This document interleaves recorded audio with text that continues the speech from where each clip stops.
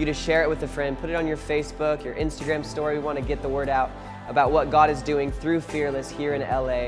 Or if you're saying, hey, how do I further partner with the mission of what Fearless is doing, what God is really doing through our church in downtown LA, reaching these people who don't know Jesus, we have our Fearless Partnerships. It's basically just a group of people who are giving monthly, whether a part of our church or you're states away and you're just saying, I want to sow into what God is doing. You can give monthly to the vision of Fearless. You can go to fearlessla.com, click on the giving link. There's a whole description in there. I encourage you, read about it, pray on it, and just be obedient to the voice of God as He speaks to you. Other than that, check out this amazing message from our pastor. We love you guys. We'll see you soon. How many Generation X do we have? Generation X, baby boomers, okay. Something I didn't mention, raise your hand. You're like, I don't even know what.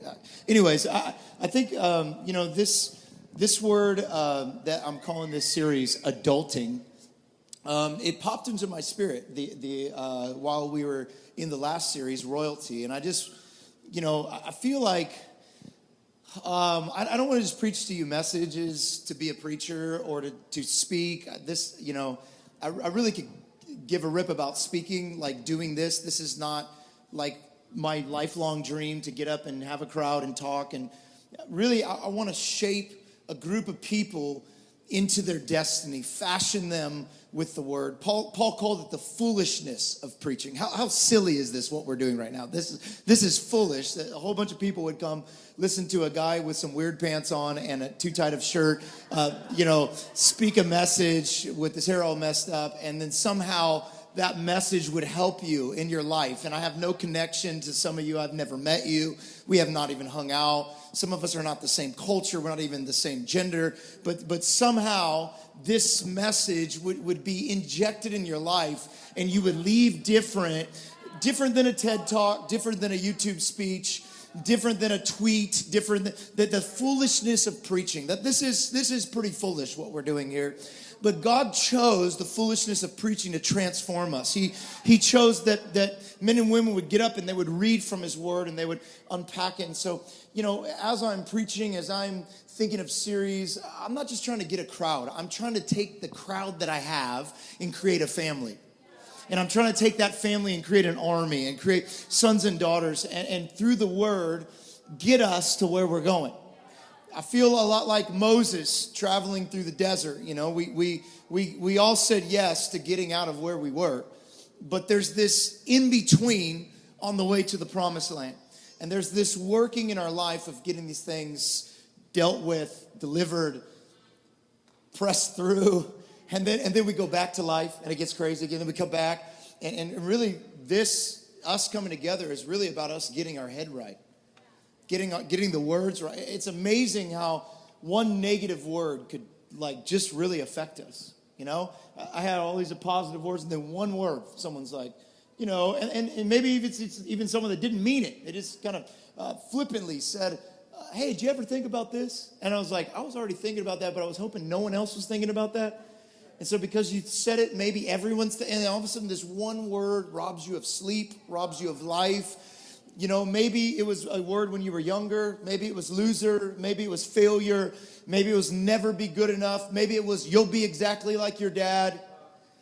Whatever it was, how powerful was that negative word? So the power of that negative word could literally shift the whole course of your life.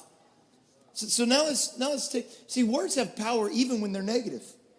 But what could happen if today these words, that you opened your ears and you opened your heart and you received these words these words of life, what could happen to your entire course of your life today in this one service if you just grab a hold of one word?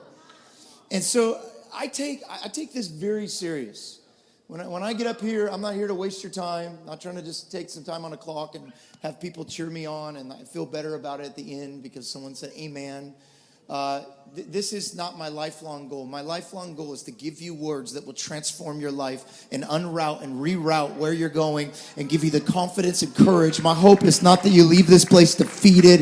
It's that you leave this place victorious with Jesus taking up residence on the inside. And I get excited about that. Some people come, they're like, this guy's like, is he on like 10, coffees a day. Like, we need to limit this guy. He's too excited, He's very hype driven. And I'm like, I'm not just hyperactive as a person. I'm excited about this word because I know what it's doing for me. And if it can do this for me, I know what it can do for you. Because I know there's a lot better people in this room than me.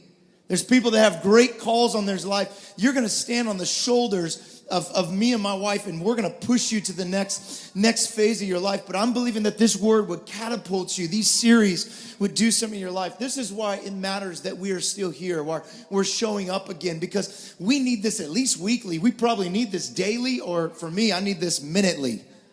I need another word. I need God to speak to me. I need fresh revelation. And so, this is so important that we gather together. But I wanted to call this series Adulting. And this word just keeps sticking out to me. Sometimes when I'm praying, okay, what's next? We're talking about royalty.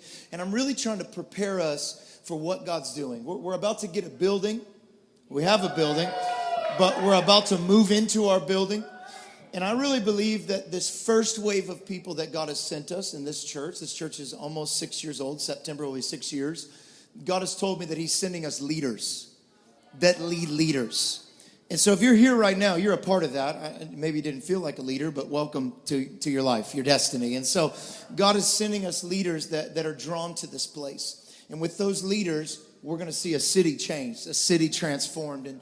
And really the building is the house that God wants to do in it. And so all these messages, I'm trying to get us to a place of wholeness so that we can be those leaders that we're called to be. And so as I'm thinking of this word, I'm thinking, well, adulting, and my wife even said, well, what about the adults? And I said, well, have you ever met an adult that's still learning how to be an adult?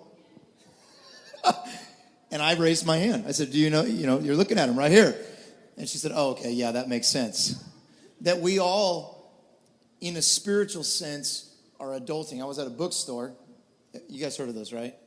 Seen those? They've all gone away, but Amazon started doing them again because there's just something about a real book. And so I went in the bookstore, and right there in the middle of the bookstore was this book, and it said adulting. I didn't even pick up the book. It was just almost like God was saying, I want you to bring this to your group. And so I really feel like this word is from the Lord for us as a family, as a community. And so turn to your neighbor and say, neighbor, I'm adulting.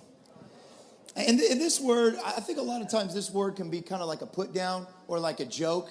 It's on the Urban Dictionary as, she showed up on time for work today, #adulting, right? I mean, clean the house once in a month, I'm getting good at this thing, adulting, right? And so we kind of use it as a put down when someone finally does the bare minimum of what it means to be an adult.